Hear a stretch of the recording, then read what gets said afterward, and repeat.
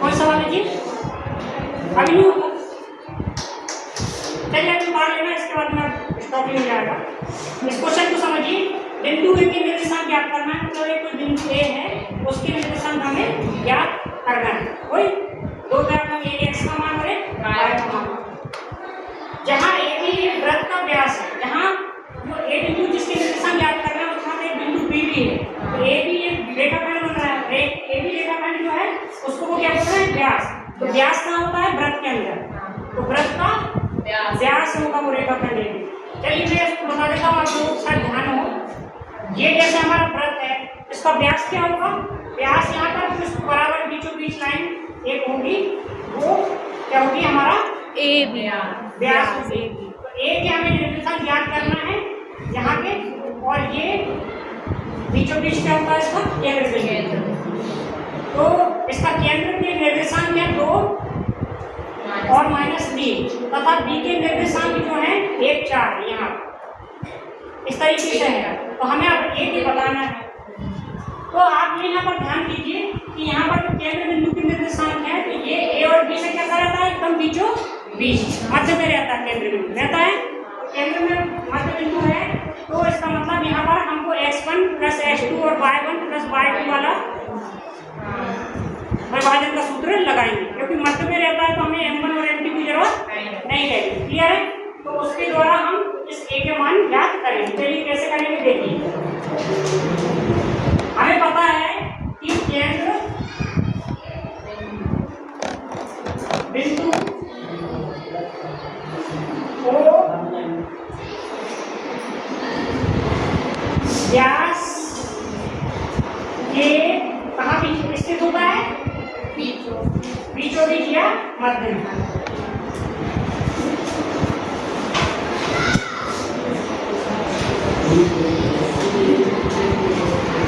है ना? इसीलिए डायरेक्ट कर दे रहा हूँ, यह फॉर्मूला लिख देता हूँ पहले। x1 बराबर x1 + x2 बटे 2 तथा y बराबर y1 + y2 बटे 2। क्लियर है सभी को?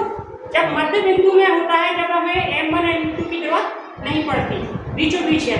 अगर बीचों बीच नहीं है तो हमें m1 m2 की जरूरत पड़ती है। क्लियर है? तो अगर कहीं पर भी सवाल आता है, आपने जैसे ही देखा कि बिंदु कहाँ पर है? मध्य में। अगर उन्हें नहीं दिया तो आपको समझना है केंद्र बिंदु कहाँ होगा? तो मध्य में। यहाँ पर आपने सवाल किया था, इसमें क्या हो रहा था? प्रतिच्छेद कर रहा था मध्य में। तो आपको कई जगह दिया होगा, कई जगह आपको खुद को समझना है। तो केंद्र बिंदु है तो वो कहाँ होगा? मध्य में। जब मध्य में है तो आपको m1 m2 की जरूरत नहीं पड़ेगी। तो आपको कौन सा फॉर्मूला लगाना पड़ेगा? ये बात। और नहीं तो फिर इससे पहले जो सवाल करा हमने वो वाला फॉर्मूला लगाना। चलिए, तो ये लगाया। अब x का मान कैसा है? 2, मध्य वाला। तो हमने यहाँ रखा 2।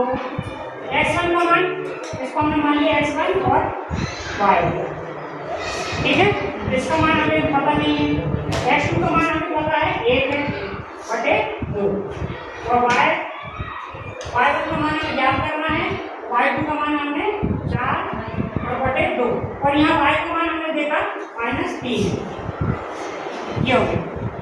अब इसको सॉल्व कर लेंगे। इसका इसमें पक्षांतर हो गया 4 आ गया, x1 + 1 यहाँ पर आ गया, इसका फिर कोण हो गया, ये हो गया -6 y1 + 4। अब आपने यहाँ पर क्या कर दिया?